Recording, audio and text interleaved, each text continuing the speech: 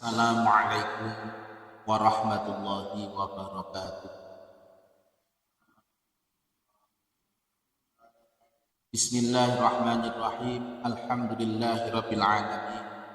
Wassalatu wassalamu ala asyrafil anbiya'i wal mursalin sayyidina suratul Fatihah dan dilanjutkan dengan sholawat Nabi.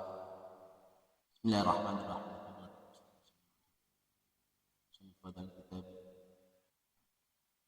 Al-Fatihah. A'udzu billahi minasy syaithanir rajim. Bismillahirrahmanirrahim. Alhamdulillahi rabbil alamin. Ar-Rahmanir Rahim. Maliki yaumiddin. Iyyaka na'budu wa iyyaka nasta'in. Ihdinas siratal mustaqim. صراط الذين أنعمت عليهم غير المغضوب عليهم ولا الضالين رب اغفر لي ولوالدي مولاي صل وسلم دائما أبدا على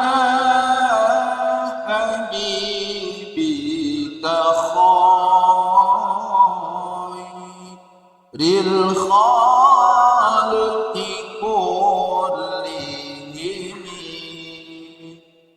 هو الحبيب الذي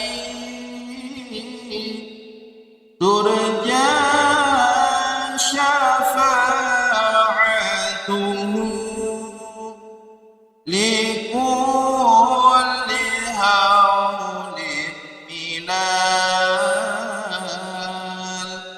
أهوال مقتحمي يا رب بالمصطفى بلغ مقاصدنا واغفر لنا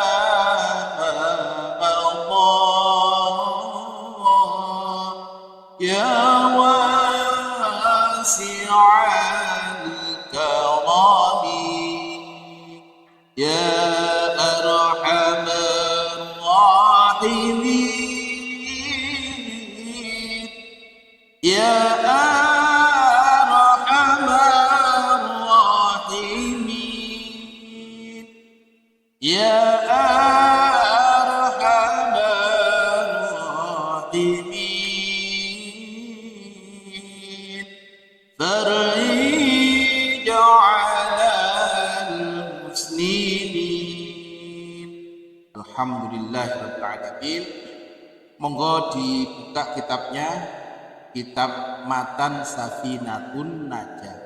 Kita sampai pada halaman 9. Lanjutan dari pasal tentang rukun-rukun sholat.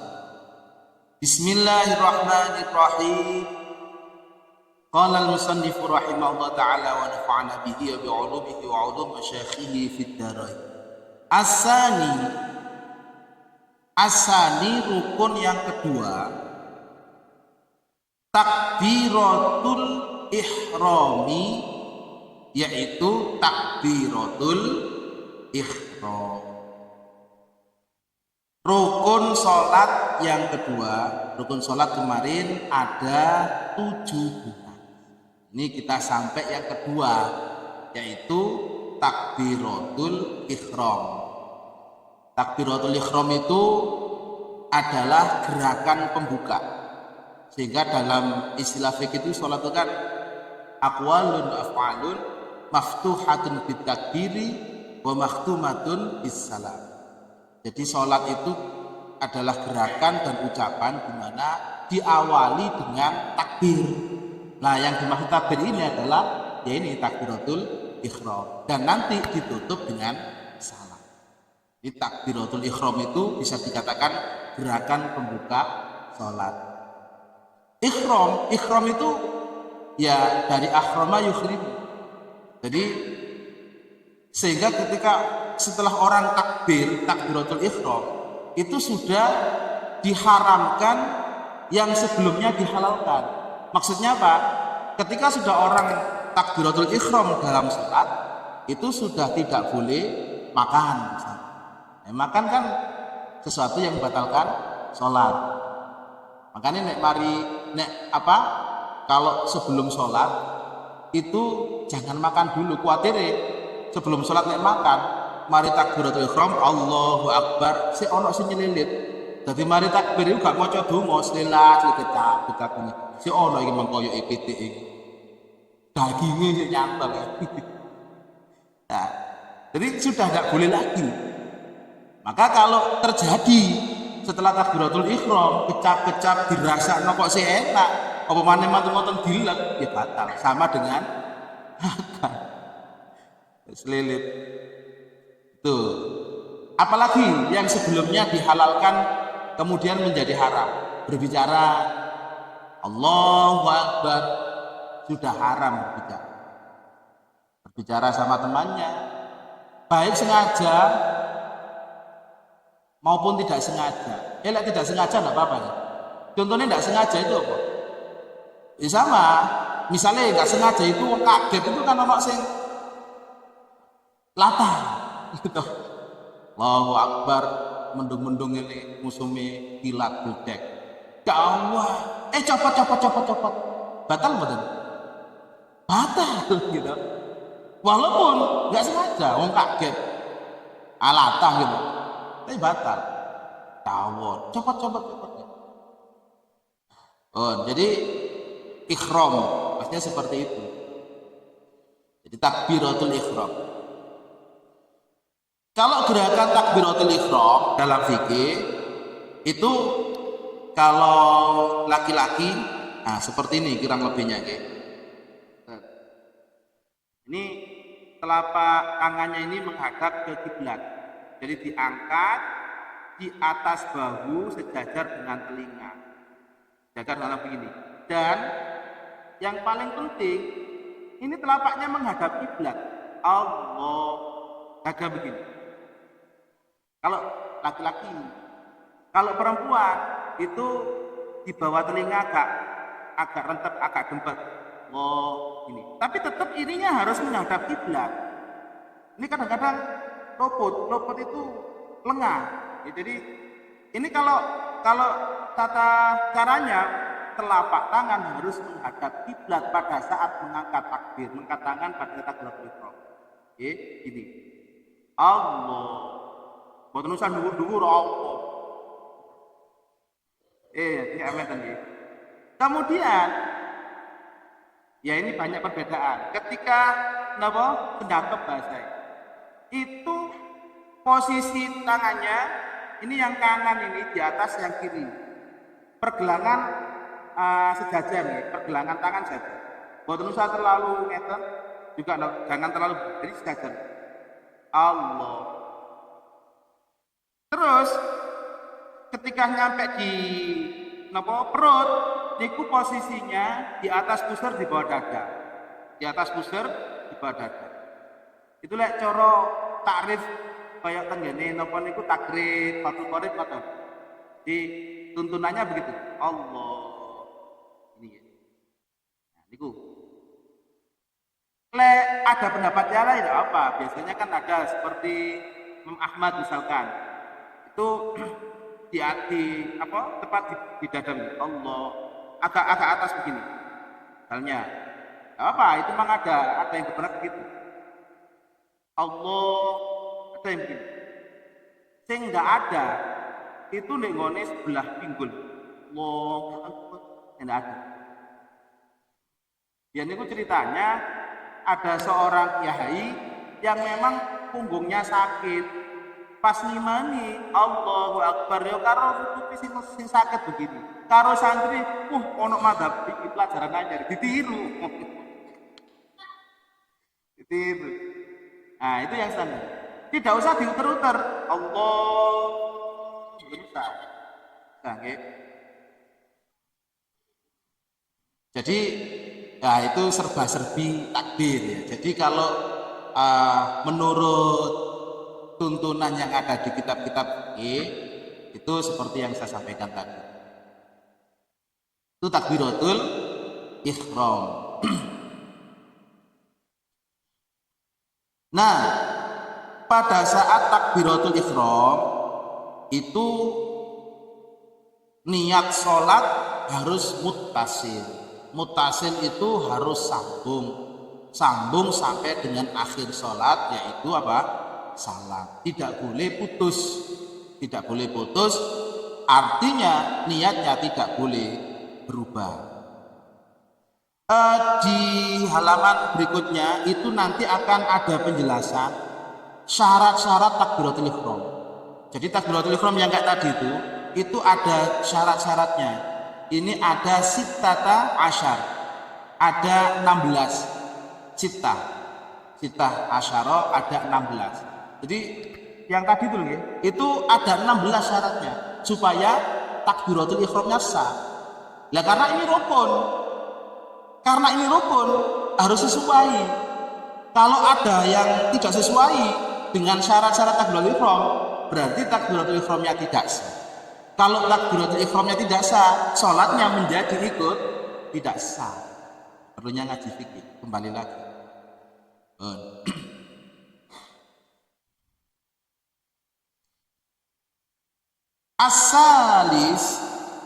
As-salisu rukun sholat yang ketiga, al-qiyamu 'alal qadiri, yaitu berdiri bagi yang mampu, fil fardhi, di dalam sholat fardu. Jadi rukun yang ketiga yaitu berdiri. Huwa nasbu biqaru dhahri, berdiri itu menegakkan tulang punggung yang belakang ini. Allati qadir, bagi yang mampu, dalam arti bagi yang kuat berdiri, dan tumpuannya ketika berdiri itu adalah kedua kaki. Nah, kalau contohkan gak dicontoh ngono. Jadi berdiri itu yang sempurna itu ya seperti ini, kayak tenggane tentara apa sikap tegap loh. Ya, ini. Tumpuannya apa? Kedua kaki. Tidak boleh hanya bersandar pada satu kaki, itu bisa apa? Ini tidak boleh. Bertemu pada satu kaki. Kecuali dasar. Jadi berdiri itu yang dimaksud dalam sholat itu menegakkan dan bertemu pada kedua kaki. Kemudian wa in atraqa ra'suhu,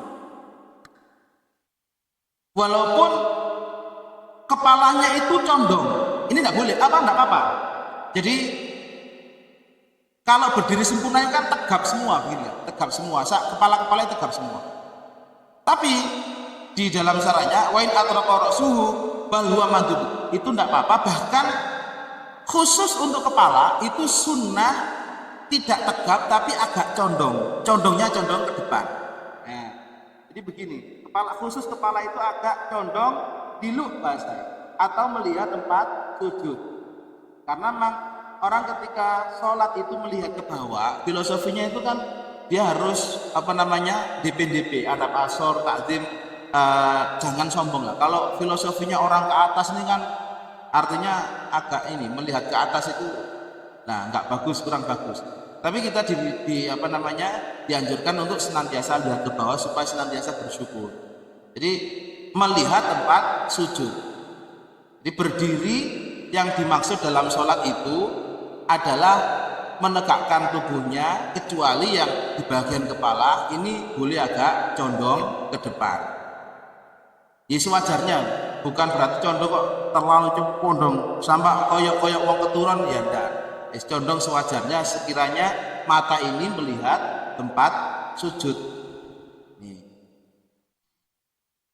Dan itu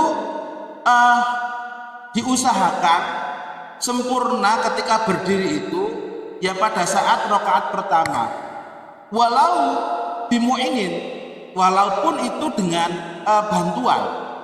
bantuan itu misalnya kalau orang agak nopo istilahnya itu berdiri ini kan agak susah, terus butuh bantuan, itu diperbolehkan. Misalnya bantuan nambah tembok misalkan ya, kata sholat itu cek kadekiku sempurna jejak, itu diawali dengan nopo kecoan tembok misalnya, mergo asam urat tak sakit nopo, kadang-kadang kan gak bisa jejak kating-kating awal itu. Atau ya ukaza itu dengan tongkat, jadi berdirinya di awal tadi itu loh, itu supaya sempurna diperbolehkan walaupun dengan bantuan. Lah bantuannya tadi itu misalnya sampai gecokan tembok utawa dengan bantuan tongkat, itu boleh di kengah itu sampai tongkat ini sih wis sempurna berdirinya, tongkatnya ditaruh misalkan, itu diperbolehkan. Baru berikutnya ketika di tengah-tengah sholat mantun dapat rakaat pertama, terus napa menuju ke rakaat kedua, intikal dari napa pantun sujud ya, sujud terus mau menuju ke rakaat kedua, kok kesulitan, umat misalnya dengkeke digawe ngadeg iki wis gak mungkin misalnya, dengkeke ku umat, encoke ku umat, boyoke umat. Bagaimana kalau misalkan pada rakaat kedua itu tidak bisa melanjutkan untuk posisi berdiri karena tadi itu dibuat duduk, maka boleh yang seperti itu boleh. Makanya di sini itu bahasanya al-qiyamu alal qadir. Lah qadir ini adalah bagi yang mampu.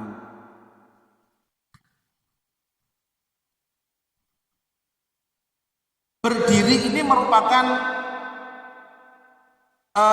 cara diringkih gerakan sholat yang kedudukannya paling utama.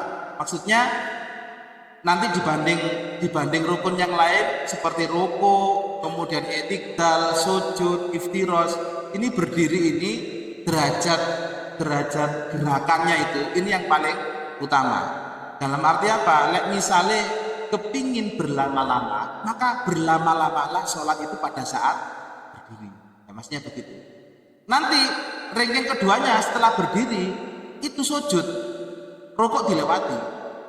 Sehingga kalau ingin berlama-lama pada saat sholat setelah berdiri tadi itu, maka berlama-lamalah pada saat sujud. Dengan maksudnya dengan catatan nek kepingin berlama-lama dalam sholat, dengan catatan nek sholat sendiri monggo Pak, sampean sholat misalnya sholat sendiri saking nikmati oleh ngerasa mau sholat iku ngadeg tok niku sampai sak jam misalnya, wah luar biasa. Rasulullah itu nek sholat sendiri pada saat berdiri itu yang dibaca surah Al-Fatihah itu Al-Baqarah, Ali Imran, An-Nisa. Iki kira-kira berapa juz ini? Al-Baqarah rong juz setengah, rong juz punjul iki. Ditambah Ali Imran, ditambah An-Nisa. Munggo dirata-rata ngono 2 jam. Rasulullah nek salat sendiri. Sampai enten sahabat sing jenenge napa? Hudzaifah kepingin nderek salate Kanjeng Nabi. Kanjeng Nabi salat sendiri, terus Hudzaifah baru datang kepingin jamaah ngenutno salate Kanjeng Nabi.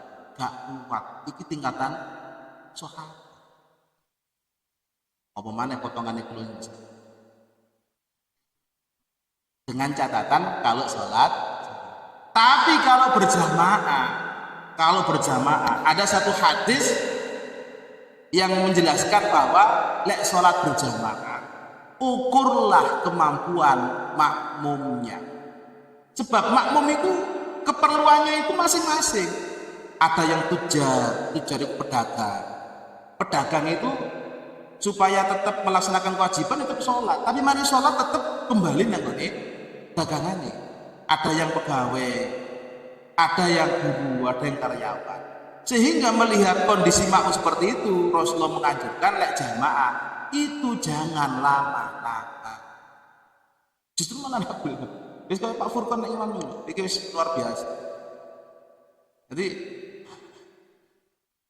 sesuai dengan anjuran Rasul seperti itu. Nek jamaah itu kalah, nek imam itu kalah suwe-suwe. Kula nek ana imam kok suwe. Masya Allah. Makmume sing pertama kali nderek iku koyo kudu kapok ae. Jadi al-qadir fil fardhi lah yang penting. Berdiri itu merupakan rukun pada saat mengerjakan sholat fardu. Kalau sholat sunnah, berdiri itu bukan termasuk rukun. Artinya tidak, misalnya ngeten, ono wong sholat sunnah, walaupun dia mampu berdiri, tapi dikerjakan dengan duduk, boleh, tidak membatalkan sholat. Karena qadirnya itu fil fardhi. Nah, di dalam syaratnya pun begitu. Tapi sebaiknya dikerjakan dengan berdiri. Kayak sunan ba'da isya, mangke nggih ba'da isya. Mari salat isya terus sunan ba'da isya. Sampeyan kok wis asar-asar ngadeg rek, wis mbayang ba'dian karo longgo misalnya. Allahu akbar, sah salat. Ar-rabi'u. Lah ada yang bertanya nggih? Ada yang bertanya? Ada nggih? Paling kalau tingali kok podo niku mendeleng kabeh. Ar-rabi'u yang keempat, qiraatul Fatihati, yaitu membaca Al-Fatihah. Jadi baca Al-Fatihah. Rasulullah SAW bersabda, la sholata liman lam yaqra' Fatihatal kitab. La sholata itu tidak ada sholat, tapi yang maksud itu tidak sempurna sholatnya atau tidak sah sholatnya liman la yaqra', bagi orang yang tidak membaca Fatihatal kitab, yaitu surat Al-Fatihah. Sehingga Fatihah ini itu jadi rukun pada setiap sholat, baik sholat wajib maupun sholat sunnah. Sholat sunnah itu tetap jadi rukun. Nah, orang sholat sunnah gak baca Fatihah ya gak sah. Mek gerakan-gerakan kok ya gak sah. Lafzan au talqinan au nadran, membaca Fatihahnya itu secara dilafalkan, maksudnya itu apa, hifdzan, dihafalkan, atau talqinan, atau dengan dituntun boleh. Ya baik nih ono wong mu'allaf itu. Mu'allaf itu kan ya orang yang baru pertama masuk Islam. Bagaimana hukum melaksanakan sholat wajib? Lho Pak Dek, gurung sok kaji belas lho. Walaupun gurung sok kaji, tetap wajib sholat. Lah Fatihah pripun? Ya tetap Fatihah. Mocone talqinan, bisa dituntun, boleh dituntun. Misalnya ono wong pinggire, memang mu'allaf belajari kadang-kadang kan sholatnya kudu ono sing nuntun. Ya, jadi orang mu'alaf sholat pas mau coba Fatihah diburui karo pinggirnya dituntun. Nanti kalau waktu sholat, waktu baca Fatihah tirukan saya. Jadi mbak sholat ini kalau sing misalnya loh nggih, misalnya orang sing nuntun mau coba Fatihah dituntun ya. Bismillahirrahmanirrahim. Bismillahirrahmanirrahim. Alhamdulillah dituntun. Bagaimana hukumnya? Boleh. Atau dengan cara melihat. Nek ono wong Fatihah gak hafal, tapi jatuh ke baju untuk Fatihah gak hafal kecilik. Wis napa jenenge? Sering mendengar Fatihah kok gak hafal ya. Tapi nek umpama ada orang gak hafal, terus baca Fatihahnya dengan melihat, bagaimana hukumnya? Boleh. Boleh. Ini pengiman kan ono Qur'an ya. Nah, niku misalnya ono wong gak hafal Quran, gak hafal Fatihah, lho guru dibukakno sing surat Fatihah, salate pas membaca Fatihah dengan melihat Quran depannya. Alhamdulillah, bismillahirrahmanirrahim. Alhamdulillah. Bagaimana hukumnya? Boleh.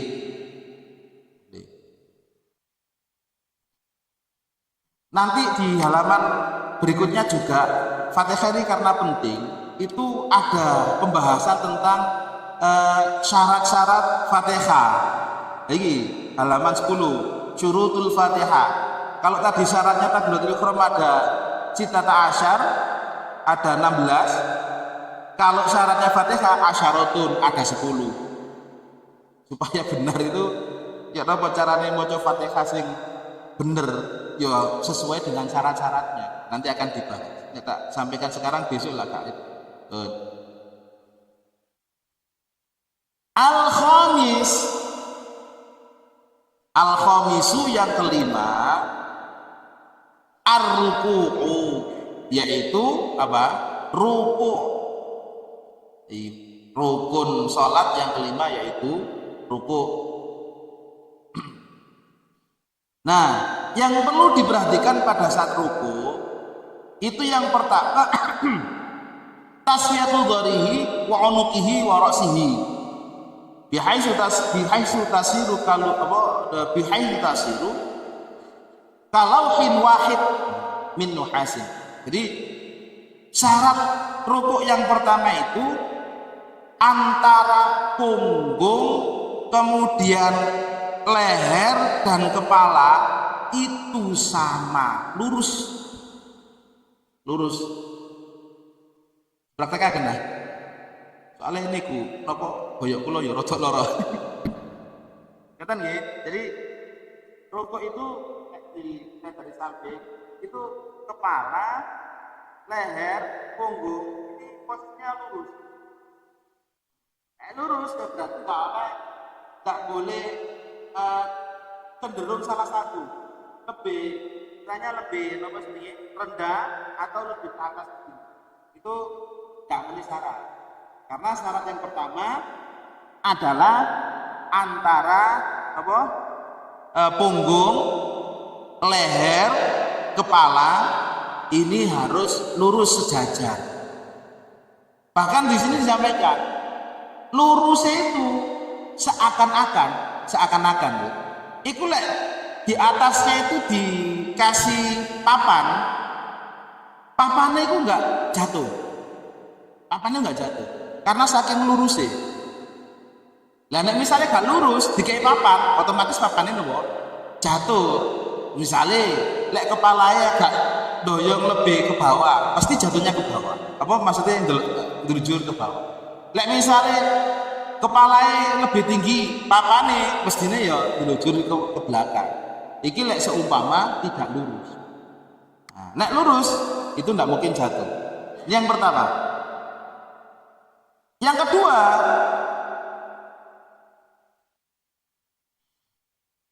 nusi baru batai bersandar atau bertumpu kepada kedua lutut.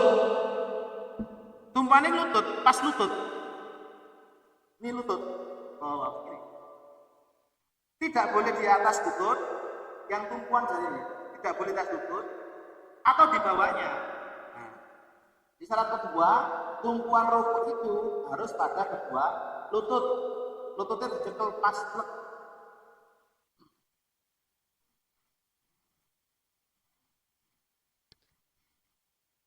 Itu yang kedua. Yang ketiga, qabadahuma di kafai. Harus lututnya tadi itu qabadah digenggam dengan nomor kafai. Nah ini. Jadi tidak hanya ditempelkan di kedua lutut, tapi digenggam. Pada saat lutut itu ya, lututnya itu digenggam sama telapak tangan. Allahu Akbar itu. Itu untuk rukun yang berkaitan dengan apa? Rukuk. Kemudian as-sadisu yang keenam yaitu at-tumak ninatu. Tomak nina itu tenang. Artinya tomak nina itu secara harfiah itu tenang. Nah, ini napa enten ayat lek kepingin hatinya tenang itu yang sering memperbanyak zikir.